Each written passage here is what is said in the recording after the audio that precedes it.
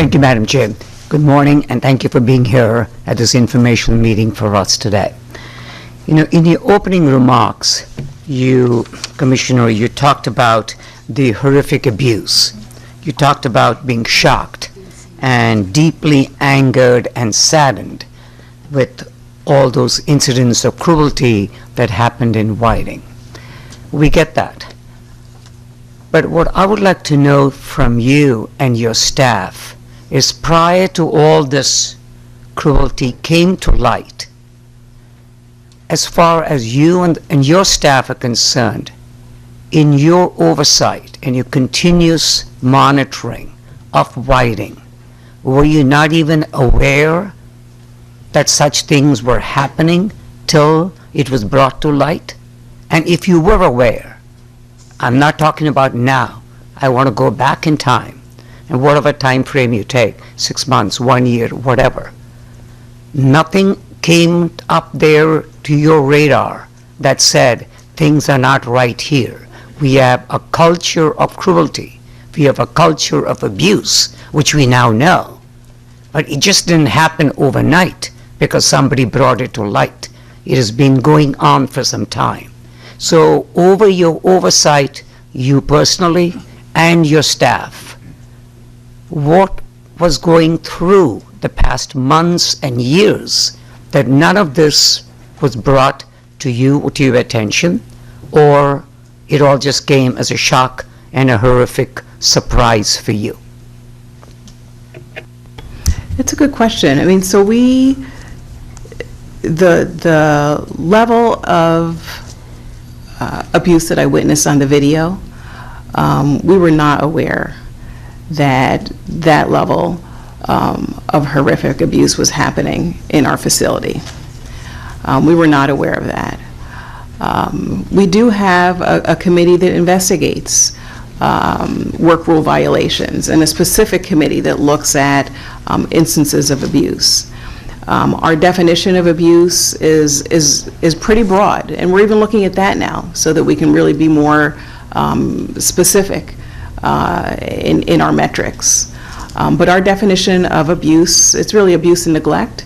It includes physical abuse, certainly, you know, as we've witnessed in the video, although we've never witnessed anything ever that extreme. But nevertheless, we don't tolerate any abuse, and that's why we have this committee that was put in place as part of our DOJ process. So it includes abuse, it includes neglect, so inattentiveness, that's also part of our definition of abuse. So if an individual is on their phone, or if they're reading a paper, or just being generally inattentive. But the definition also includes tardiness. You know, so that could be construed as a form of inattentiveness. So all of that is within our definition of abuse and neglect, and we do have a committee that's been looking at instances of abuse and neglect, and often, I mean, what we see, even as we're looking back now, there are instances here and there. So an individual is maybe on their cell phone, or they're late, or they're or there's been you know, some other form of abuse that maybe involves some level of contact. But we have never seen signs of anything this I don't want to say organized, but this sort of pervasive and systemic within Whiting, that has this number of individuals involved, centered primarily around one individual. That's not anything we could have ever predicted.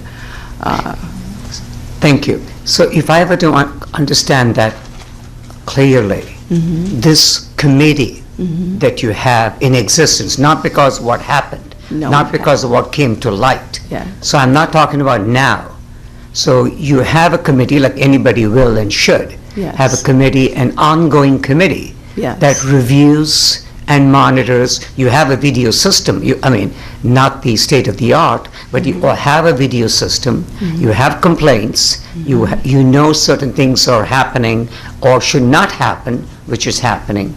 So this committee of yours that has been in existence for quite some time, forever, obviously, it has to be there, never realized over all this period of time that there was this culture of cruelty is this pervasive, and it just came to light all of a sudden? I find that hard to believe. And you accept that all along, Commissioner, everything was going, yes, there are complaints, I get that, but not to any level that you would be so concerned, as you said in this report, of being saddened and horrific and all of those appropriate words, very appropriate. That's how we feel. We all feel sick that we are sitting here today having to discuss this. None of us are enjoying being here this morning at all.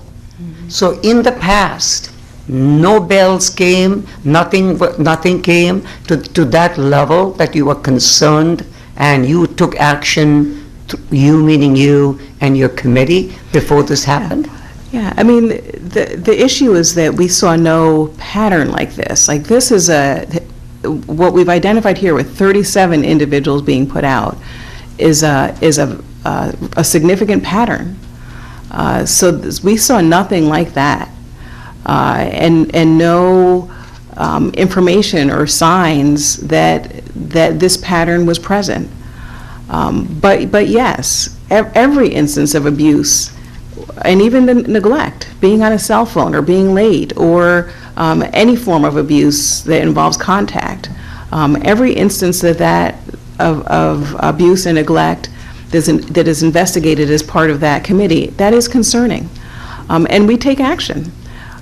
We unfortunately have not routinely, but we've had to separate from individuals, or put them on administrative leave, or work to separate with them altogether, remove them from state service. And that is a part of our procedures and our protocol to do that. That's the purpose of the committee, in fact, to really investigate and to get granular around what is happening when there are instances of abuse and neglect. And and our aim actually is to be able to understand it such that we can take action to ensure that it doesn't happen again. So that committee unto itself is, it's unfortunate that we even have to have it, but hospitals and we know systems of care do need to have such committees, because unfortunately these things unfortunately happen. But it is disturbing and it is troubling. But I can say that we've never had information that would suggest a pattern this significant. In terms of the culture of cruelty, certainly there are things that we need to absolutely work on, and that the fact that there's intimidation, or the individuals that broke the law and that were arrested, that fear and perhaps intimidation was used. That is problematic and that is troubling. That does anger me, because that's not what I've worked for in my career, and not the type of system that we're trying to put in place. But I'm not of the belief that that's reflective of our whole system. I go to events regularly at CVH, and I can say that what happened here at Whiting is not all of what CVH is about. And Representative Srinivasan, you met with, you did a tour with me. The staff, many of the staff there are providing, it's difficult work, and they provide compassionate, quality, recovery-oriented care. I've had meetings with clients because I want the clients to know that, look, we're taking this seriously, and we're doing all we can to assure that this never happens again, because this is not what recovery and not what developing a recovery-oriented system of care is about. And so when I've done those discussions with clients, I've had some of the patients say, you know what, we love our treating clinicians. On one of the tours, they applauded for the clinician. And so I'm not of the belief that this is reflective of the entire culture there. I mentioned that we have the video in place. We're using the video also retrospectively, so it's viewed live, but we're also looking at it retrospectively, so that we can identify some of the compassionate care that's happening and reward people and share information about that. We've witnessed recently, as a function of having these videos all over, really touching compassionate care. One instance of an individual who has to take this liquid medicine. I imagine from the video, we don't record sound, but maybe it looks like it doesn't taste so good. And so the nurse is holding the individual's hand and swishing the medicine while he takes a sip, or the individual takes a sip, and then she swishes it again to mix it up, all while holding the individual's hand. That's what we're about. So if we say we have a culture of cruelty, in a culture of cruelty, things like that don't happen. We also have a program where, some of our staff at Dutcher, it's our citizenship program. It's a program that we're implementing. It was developed by Dr. Michael Rowe at Yale University. It's a program that helps, that staff and clients can be involved with, but it helps individuals and the clients to feel like that they have value roles, rights, responsibilities, relationships. And so there's an initiative where some of the patients from Dutcher are doing groups within Whiting. And so the staff and patients are all assisting with that. So I certainly believe, the fact that we're here suggests that there are things we need to work on. And you're right, this is not a treat for any of us. But I think we also have good things going on in the culture as well. And the staff routinely, when I'm there, say, Commissioner, I hope somebody will stand up for us. I hope somebody will be vocal about the fact that some of us, many of us, really love the work that we do. We're in this field because we believe in change. We're in this field because we believe that we can improve people's lives, and we're doing good work. And so I have to give voice to that because I know that's part of our culture as well. Thank you, Commissioner. I definitely agree that there are instances, hopefully many, many, of compassionate care. And I'm sure they are. Yeah. And obviously we are all very thankful for those providers, those healthcare providers that go beyond necessarily the so-called call of duty and do that in a very compassionate way. I'm thankful for that. And as you know, I'm a healthcare provider myself, and so I'm always very, very thankful to my staff when they go beyond their call of duty. Yeah. I accept that, and I'm thankful that that happens as well. Yeah. But my concern here is the instances that happen there on a constant and consistent basis. Yeah. And I'm glad you brought up our tour when we both of us took a tour of forensic, because I saw that from a different light. I am delighted. I was delighted to have the opportunity to meet the staff. They were very pleasant, very courteous, and took as much time as I had to give me a tour, which I'm very thankful for.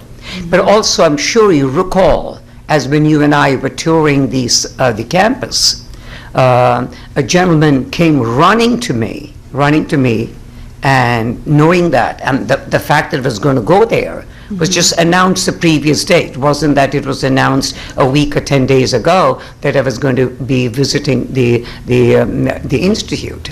So the gentleman, I'm sure recall, came with this big manila folder, and all he wanted to do in your presence and my presence was present to me, which I've then gone on to present it to my co-chairs here in public health.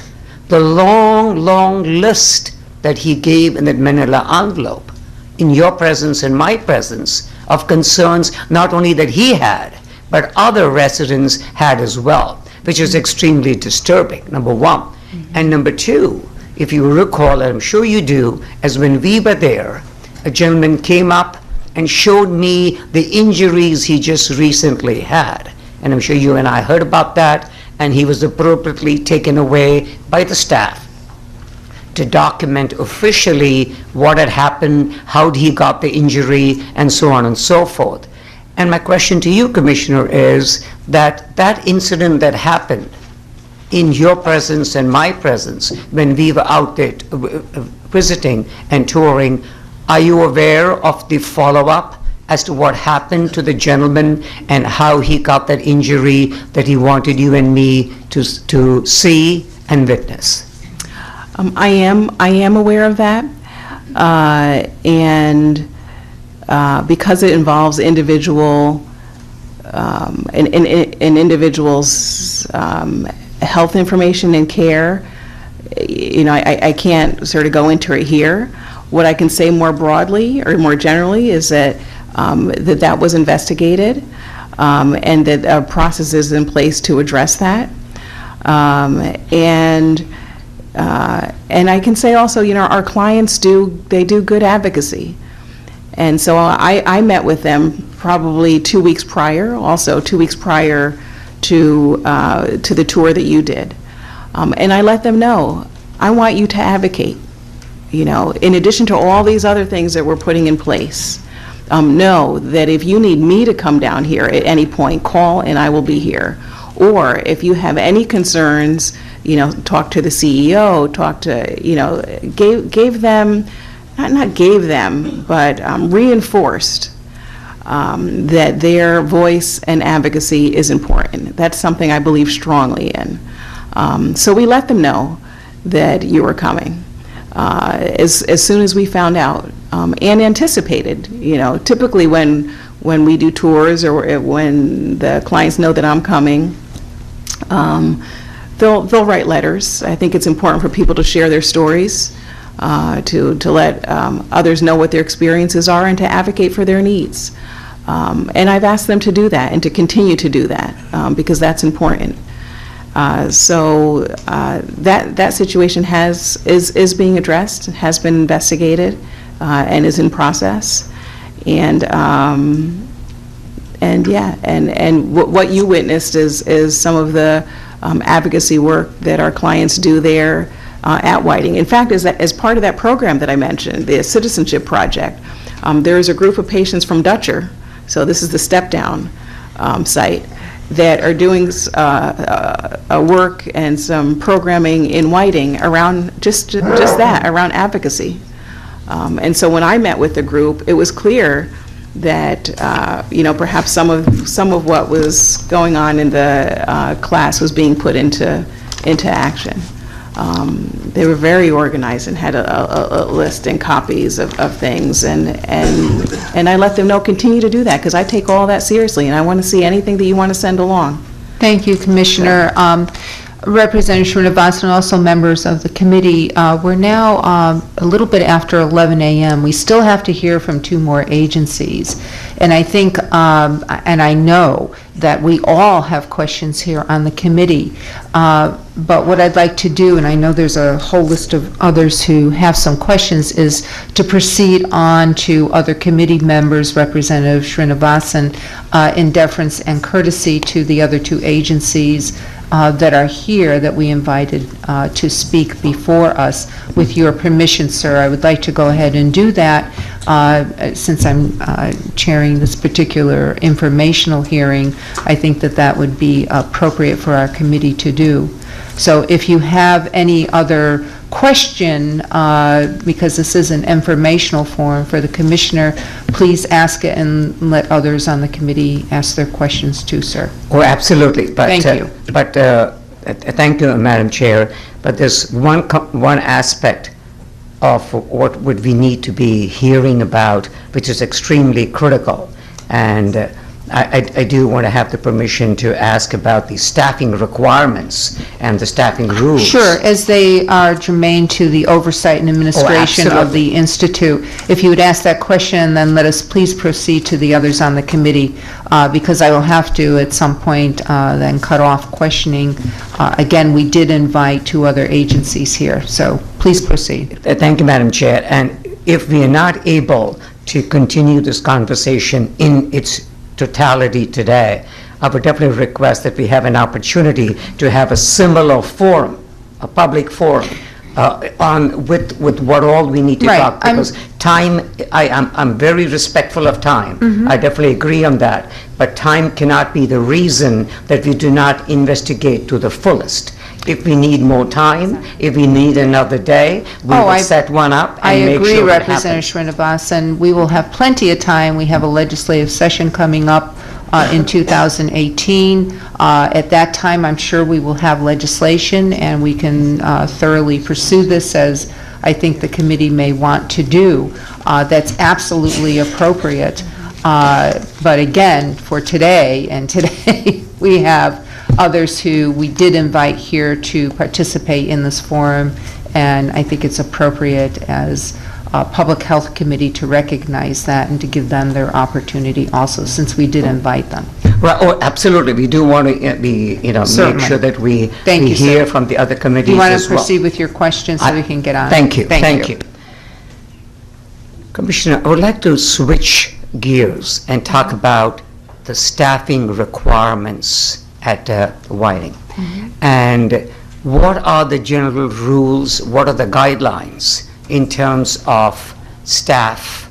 What is the rules for overtime, mandated overtime, human fatigue? All of that obviously comes into play. And what are the general broad guidelines that you have, A?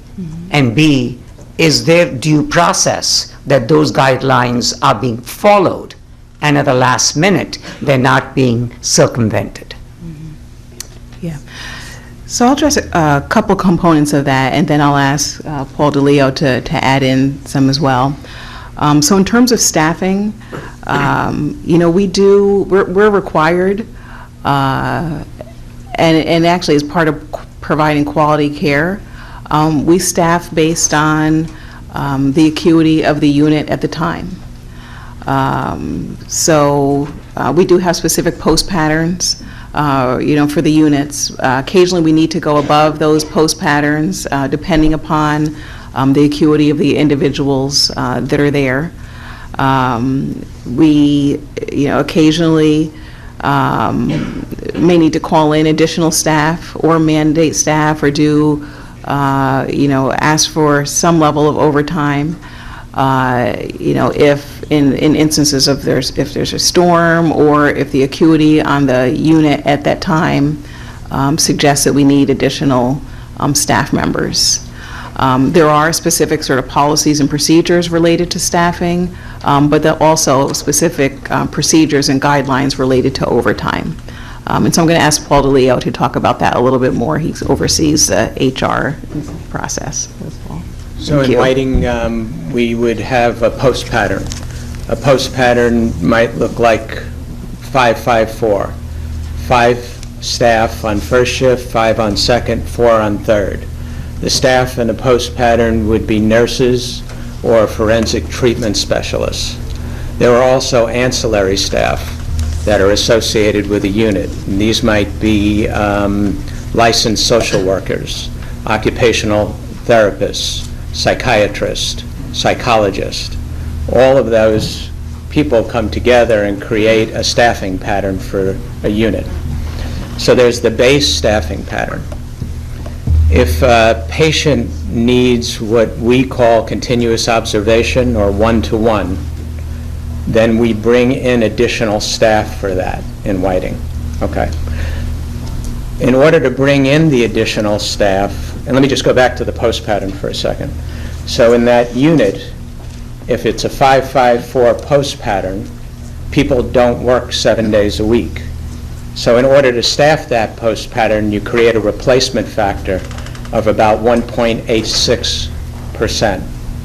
And so in order to staff a unit with 14 people, you need 27 people to maintain that post pattern.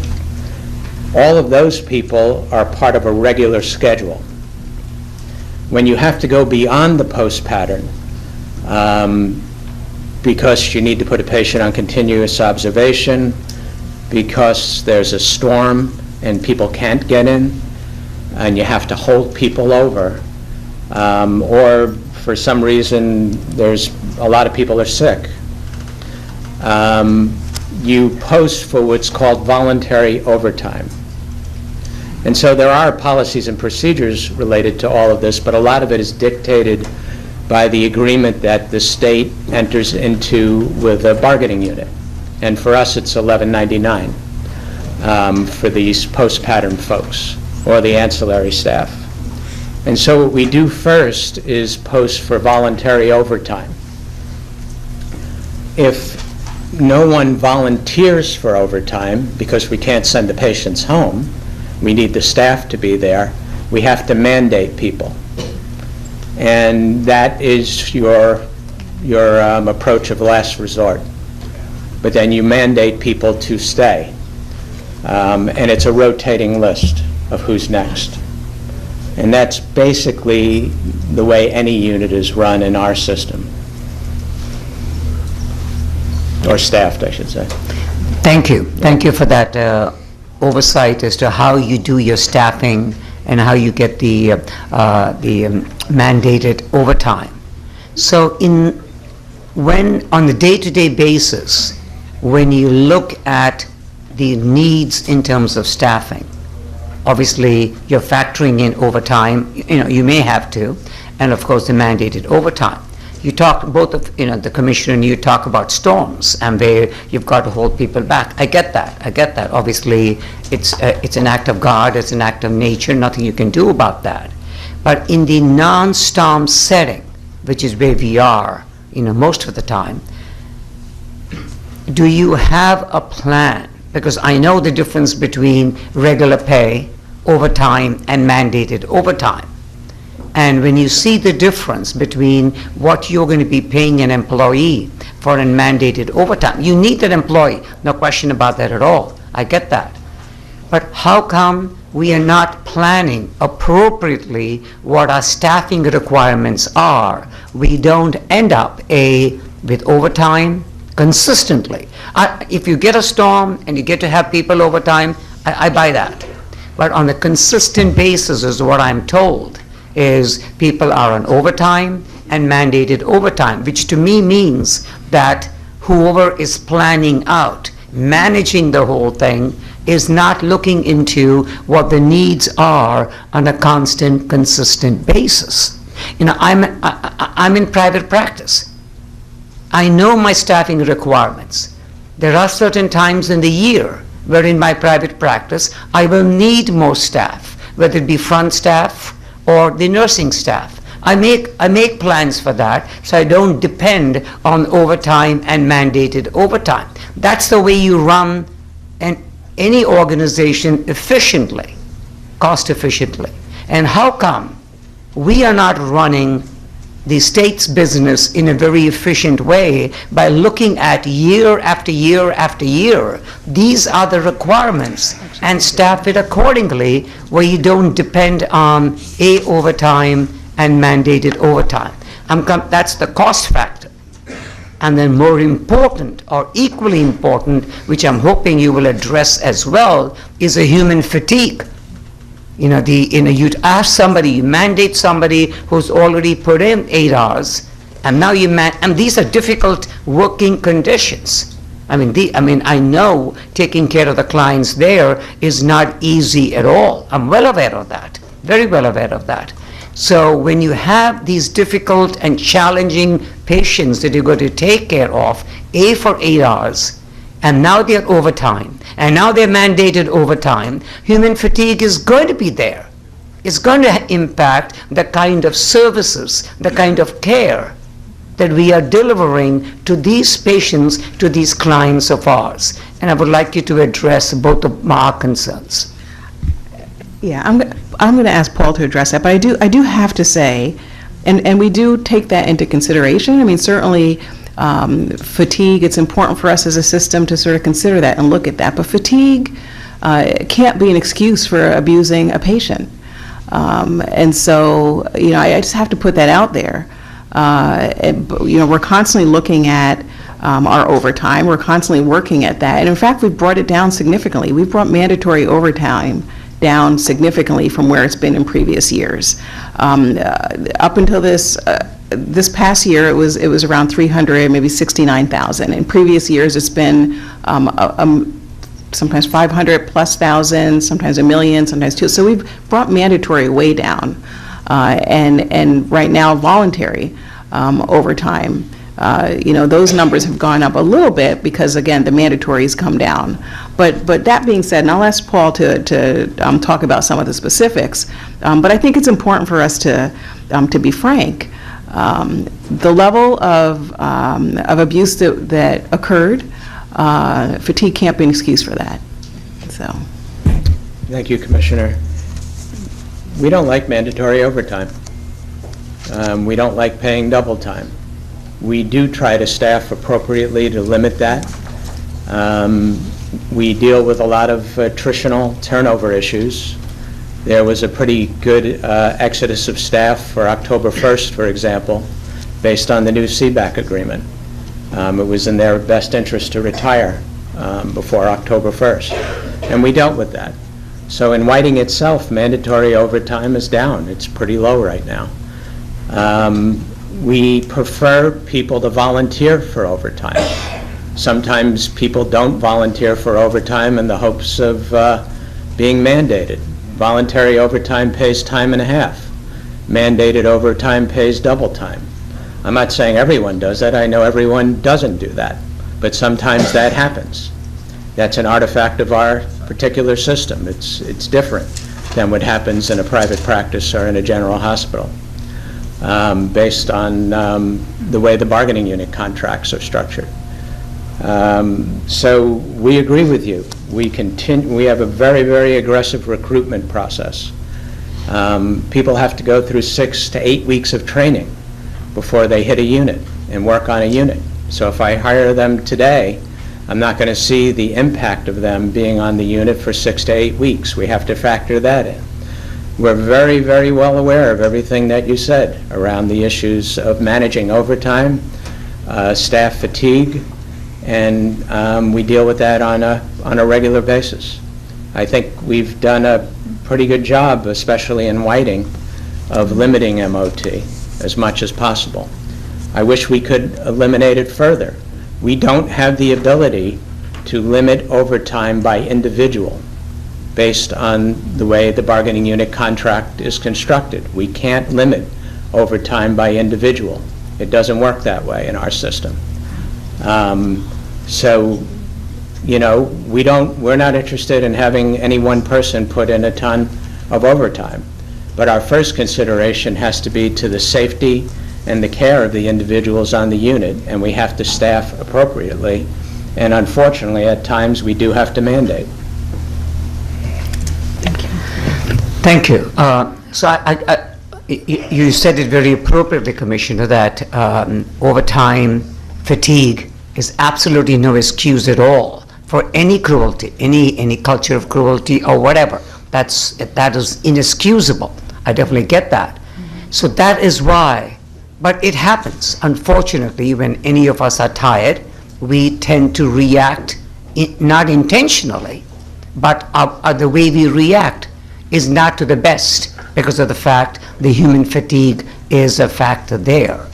So going forward, given the fact that 6 to 8 weeks is a training period, knowing that what the needs are and knowing the number of clients that we have there, I would have thought by now we would have had a system, well-oiled, a system where we would know what our needs are and plan for those needs, knowing that it takes 6 weeks, it takes 8 weeks to train somebody to be able to be on the floor, you know, and either hit the floor or be on the floor.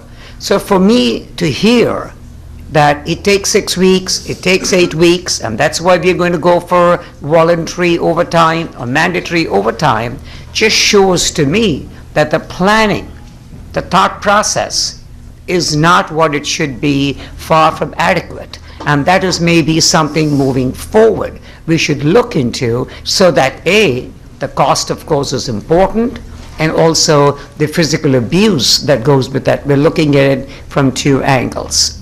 And my final question is, I read somewhere, I just want to get that on record if what I heard or read was appropriate, that to take care of a client in Whiting costs on an annual basis close to about $500,000, $500,000 plus. A, I want to make sure if that is appropriate, that's what I've heard. And then B, if you can give me a benchmark of what would be a cost in other states for taking care of our clients. Yeah. So I'd have to look at other states. I don't have that information sort of right at hand. In terms of a cost within our system, excuse me 1 minute. I'd say it's a few hundred thousand. Yeah. So it's probably just a few $100,000 per client. And so I don't know that it's quite as much as some of the reports have suggested recently. we can get more specifics. You know, in terms of other states, I think each state is going to be a little bit different. You have to sort of factor in cost of living within the state, and Yeah, Commissioner, So we that's a can more- certainly ask our Office of Fiscal Analysis to get us some numbers. This is an appropriations committee, so certainly would be happy to do that so we have accurate information. okay, Will thank that you. help you, Representative Right, it Srinivasan? definitely will. Yeah, I think that that's appropriate. We do have tools that we can certainly employ.